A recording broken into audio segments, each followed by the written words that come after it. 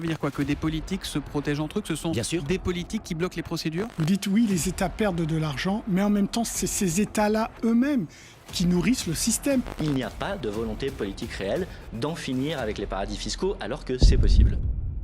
Sur les 500 entreprises détenues par Donald Trump, 380 sont enregistrées dans ce tout petit État américain, le Delaware. Pourquoi? Simplement car cet endroit est ce que l'on appelle un paradis fiscal. En gros, un lieu idéal où y mettre sa société et payer moins de taxes. Mais le Delaware, c'est pour ceux qui ne se cachent pas trop, car quelques individus sont beaucoup plus discrets quand il s'agit de faire disparaître des billets, dont les vôtres. Car oui, vous ne le saviez probablement pas, mais en 2024, 8% de l'épargne française se trouve en réalité dans un paradis fiscal. Et à l'heure où un Français sur deux ne part plus en vacances, l'argent est quant à lui plus que jamais au soleil. Îles Caïmans, Fidji, Bermudes, la liste est longue et les destinations surprenantes. Alors, pour vous aider à comprendre comment votre argent fait le tour du monde sans votre consentement, restez bien concentré sur la suite. Mais avant tout, c'est quoi un paradis fiscal? C'est un État ou un territoire très attractif financièrement parlant, avec 3 petites conditions à respecter. 1. Une imposition faible, voire inexistante. 2. Un flou juridique concernant les déclarations de revenus. Et enfin, 3. Un secret bancaire inscrit dans les lois du pays. Autrement dit, c'est un Eldorado pour ceux qui veulent cacher de l'argent et pratiquer sans complexe l'évasion fiscale. Financièrement parlant, vous êtes au paradis. Au paradis, en effet. Car qui dit argent introuvable, dit argent non imposable. Et ça arrange bien certains individus. Ou entreprises peu scrupuleuses, dont plusieurs banques que vous connaissez très bien. Alors, sans le savoir, il est probable qu'une partie de votre épargne placée bien au chaud est au final servie pour certaines choses pas très catholiques, très loin de l'investissement local, vanté dans les pubs à la télé. Mais il n'y a pas que les banques qui sont concernées, bien au contraire. Car si la liste des sociétés suspectées d'évasion fiscale semble infinie, celle des pays considérés comme des paradis fiscaux l'est moins. Ce qui nous permet du coup de nous y plonger. Ça, c'est la carte du monde. Et chaque épingle représente un paradis fiscal. Et on vous laisse 3 secondes pour remarquer quelque chose. Oui, ce sont de tout petits, voire minuscules États, ce qui ne les empêche pas de peser lourd. Pour preuve, ils représentent 32 000 milliards d'euros d'argent sale, selon une étude de la State of Justice, ce qui les place sur la blacklist du Conseil de l'Union européenne. Et si on prend en compte d'autres critères, on peut même élargir cette liste à des pays un peu moins exotiques, comme les États-Unis, la Suisse, le Luxembourg, Hong Kong, bref, une jolie toile d'araignée dorée qui englobe la Terre entière. Le système fiscal international permet aux multinationales de ne pas exister en tant que multinationales, mais seulement en tant qu'addition de filiales. À ce sujet, le FMI, Fonds monétaire international, est clair. 50% des transactions dans le monde passent par un paradis fiscal. Autrement dit, là où on ne viendra pas les chercher. Sauf que tout ça, ce n'est que la partie visible de l'iceberg. Car par définition, l'évasion fiscale est une pratique plutôt discrète. Et personne ne va crier sur tous les toits qu'il fricote avec les lois d'un pays pour y payer moins d'impôts. À ce sujet, certains se rappellent peut-être de l'affaire Liliane Bettencourt, avec un nom qui vous dit forcément quelque chose. Pour les plus jeunes, vous l'avez peut-être découverte récemment sur Netflix. Mais avant ça, celle que l'on surnomme l'héritière de L'Oréal s'est faite remarquer dès 2009. En cause, vous vous en doutez, l'évasion fiscale. Avec la complicité, voire la manipulation, de certains politiques. Et ici, on parle d'une dizaine de comptes non déclarés en Suisse pour la bagatelle de 100 millions d'euros. Dès lors, Liliane Bettencourt promet de régulariser sa situation, avec l'État qui récupère une partie de cet argent, qui au passage transite par Singapour. Mais cette histoire n'a pas inquiété financièrement la milliardaire plus que ça, car lorsqu'elle est impliquée, en 2010, elle est la femme la plus riche d'Europe. En 2017, à la sortie de cette affaire, elle devient la femme la plus riche du monde. 16 milliards de fortune, 40 millions d'impôts en moyenne par an. On voit bien que ça ne colle pas. Bref, avec tout ce micmac, impossible de savoir combien de milliards échappe réellement au fisc du monde entier. Et là, vous vous demandez peut-être, mais comment quelque chose d'aussi énorme peut passer sous les radars? La réponse est simple. Déposer de l'argent dans un paradis fiscal n'est pas illégal. Ce qu'il l'est, en revanche, c'est d'y envoyer de l'argent non déclaré en retour dans votre pays d'origine. Sauf que pas de panique, tout est prévu. Alors, l'optimisation fiscale, c'est peut-être un gros mot, mais c'est légal. Oh, c'est ce que disent les multinationales pour justifier leurs pratiques. Exemple tout bête. Vous avez une idée brillante. Lancez votre entreprise et bingo, grâce à votre acharnement, vous dégagez 1 million d'euros. Sauf que voilà, vous n'avez aucune envie de payer l'imposition qui va avec. Alors, vous décidez de délocaliser votre entreprise. Enfin, c'est ce que vous prétendez. Car si dans les faits, votre siège social est à l'étranger, vos locaux, vos employés, vos clients, tous sont en France. Conséquence, vous travaillez en France tout en obéissant aux règles fiscales d'un autre pays. Pays plus avantageux pour vous, évidemment. Alors, la France pourra toujours enquêter par la suite si votre cas lui semble suspect. Et vous risquez même 500 000 euros d'amende et 5 ans d'emprisonnement si vous vous faites attraper. Monsieur Corneille, inspecteur à l'URSSAF de Douai. Inspecteur de quoi ? Inspecteur à l'URSSAF. Mais si vous avez bien fait votre coup, en jonglant entre secret bancaire et société écran, vous mènerez la vie dure aux inspecteurs, qui s'arracheront les cheveux sur votre dossier. Ce n'est qu'un exemple, mais ce genre de petite magouille, certains politiques ou hommes d'affaires l'ont érigé au rang de sport national. Mais si la plupart d'entre eux se contentent de cacher de l'argent gagné par leurs soins, d'autres ne s'arrêtent pas là, comme s'associer avec des criminels lorsqu'on est censé les combattre. Même s'il faut dire qu'il y a de quoi être tenté, car le gâteau à partager est gigantesque. On ne parle pas en effet d'une simple paye de cadre, mais de 412 milliards d'euros, selon une étude de l'ONU. Une bonne occasion de se rendre compte de la démesure du phénomène, écoutez Tony Comiti, le Français qui a approché Pablo Escobar en pleine cavale. Elle dit à son père, papa, si ce film sort, nous serons tous extradés aux États-Unis. Pour vous donner une idée, si le marché de la drogue était un pays à lui tout seul, il serait aussi riche que le Qatar. Si l'évasion fiscale était une entreprise, elle détiendrait plus de cash que la Chine. Mais pour en revenir au sujet principal, tout cet argent qui s'éparpille, c'est autant qui ne rentre pas dans les caisses des gouvernements. Le problème, c'est que quand un pays s'appauvrit, alors la plupart du temps, ses citoyens aussi. Avec pour triste exemple, le Venezuela, dont le stock de richesses offshore est estimé à plus de 60% de son PIB. Offshore, ou au large en français, signifie tout ce qui est hors de portée de l'État, bien au chaud. Conséquence, l'argent manque et la pauvreté galope. Sauf qu'en France, nous sommes mal placés pour juger. Car si le monde entier est gangréné, il semblerait que chez nous, le point de non-retour soit aussi sur le point d'être franchi. Et ce, à vitesse grand V. Alors, pourquoi les paradis fiscaux pourraient-ils couler la France? Il y a des domaines dans lesquels nous sommes parmi les meilleurs. La cuisine, le foot, quoique peut-être pas en ce moment, et l'évasion fiscale. En la matière, la France se situe 50% au-dessus de la moyenne mondiale.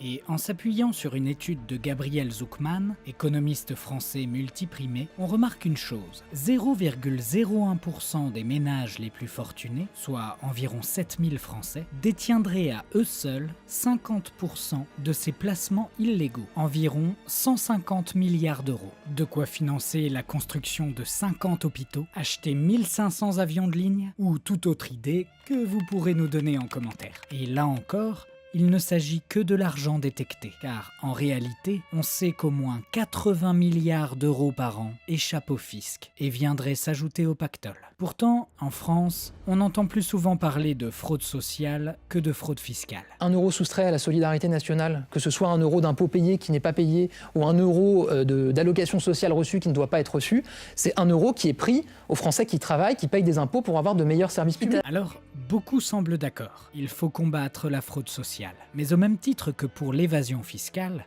difficile de le faire efficacement. Usurpation de papier, faux dossiers, fausses déclarations, là encore, c'est un sacré bourbier. D'ailleurs, si le sujet vous intéresse, dites-le nous, et notre équipe mènera l'enquête. Toujours est-il que pour une majorité de Français, il est assez déplaisant d'être pris en tenaille entre les tricheurs, de toutes parts, quels que soient leurs revenus. Et quand on parle de monter les impôts pour la classe moyenne comme étant la seule manière de combattre la dette, certains ont la fâcheuse impression qu'on vient plus facilement les solliciter eux que les autres. Et oui, il faut dire que taxer la classe moyenne, qui se lève, travaille et ne fait jamais parler d'elle, c'est un raccourci facile. L'État est devenu une espèce de léviathan qui prend tout, qui prend le fric, qui prend les impôts, qui prend tout et qui déresponsabilise tout le monde. Un sentiment partagé par de nombreux Français qui ont souvent l'impression d'être pris pour des vaches à lait. Et en un sens, ils ont peut-être raison. Car si demain, la France stoppait purement et simplement l'évasion fiscale, elle pourrait, sur le papier, rembourser sa dette en 37 ans, sans rien changer d'autre. Et surtout, sans en demander encore et toujours plus à ceux qui gagnent entre 1500 et 3000 euros par mois. Pourtant, on ne peut pas dire que le gouvernement laisse tout passer pour autant. Car souvenez-vous,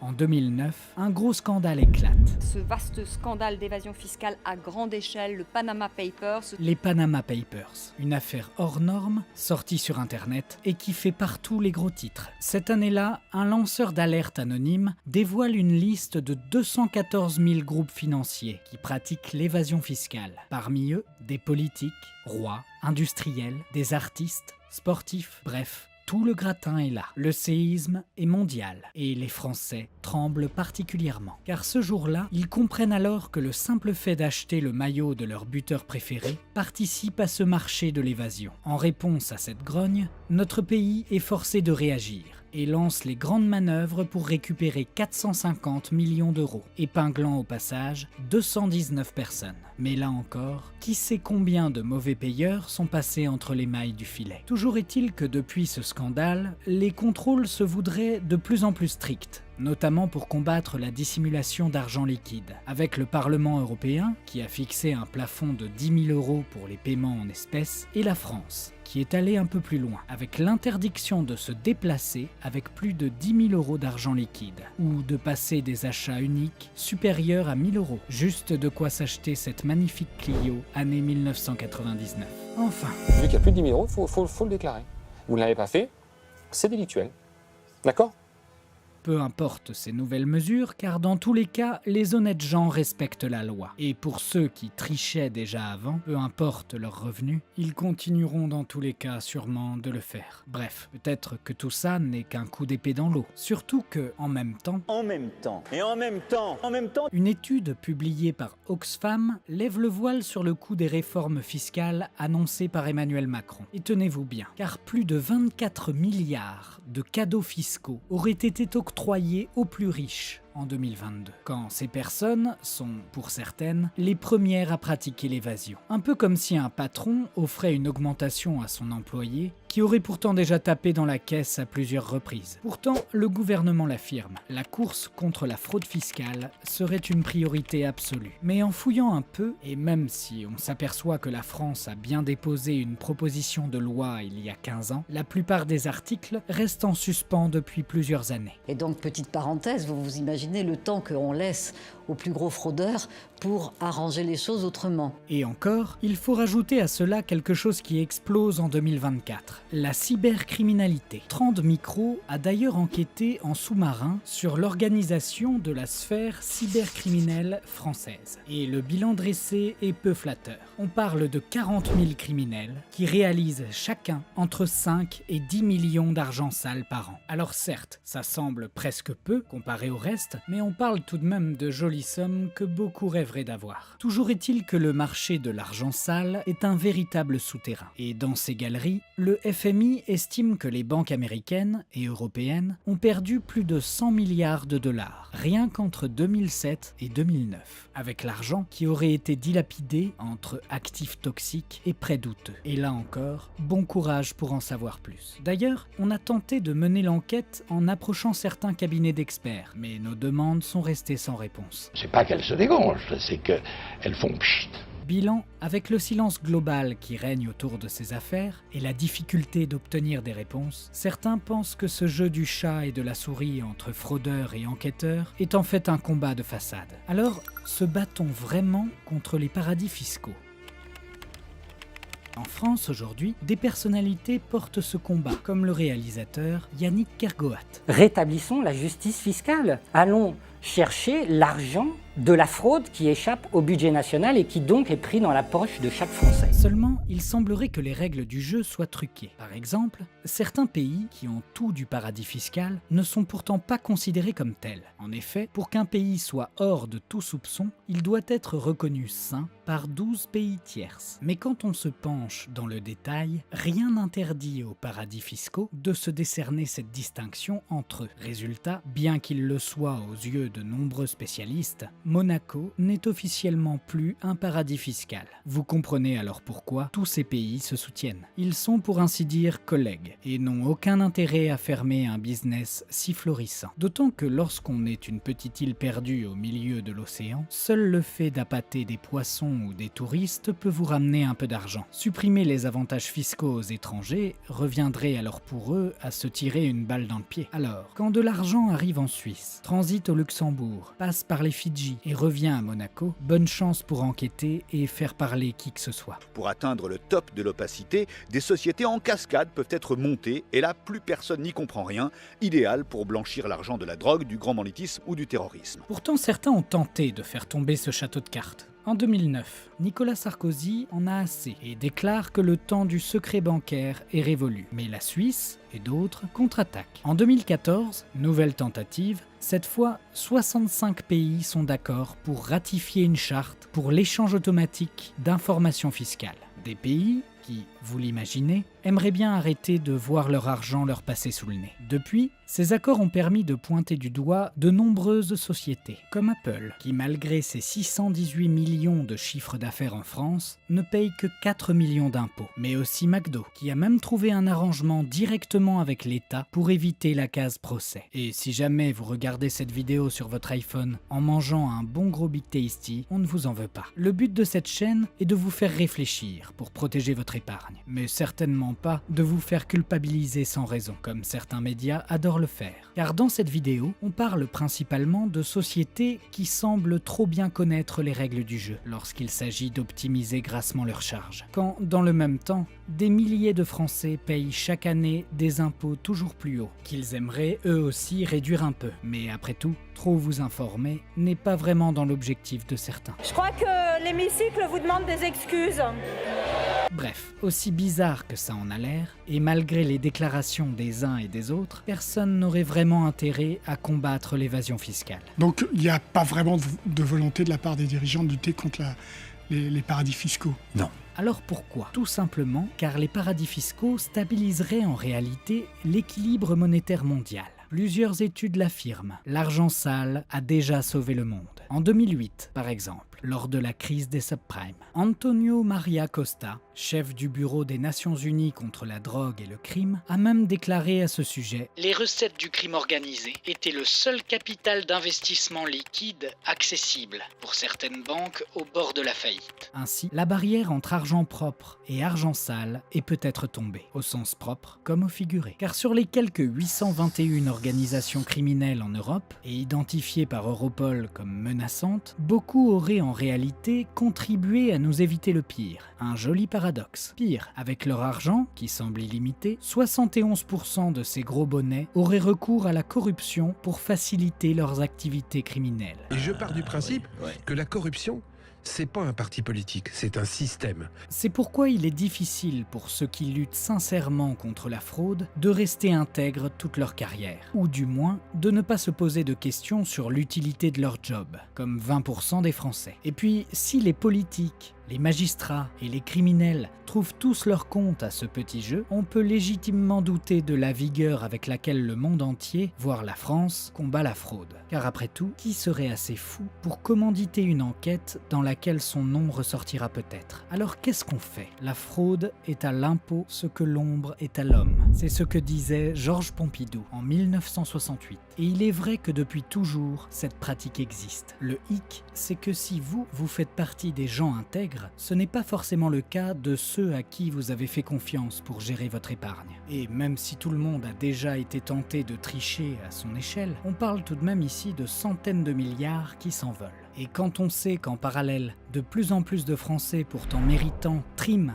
pour obtenir une simple augmentation, on peut décemment penser que quelque chose cloche dans le système. Et si, à votre échelle, il paraît compliqué de faire tomber toutes ces injustices, vous pouvez au moins faire une chose pour éviter les pièges. Restez informé, savoir ce qui se trame pour protéger votre épargne. Pour ça, abonnez-vous à la chaîne et partagez cette vidéo à un ami soucieux de son portefeuille.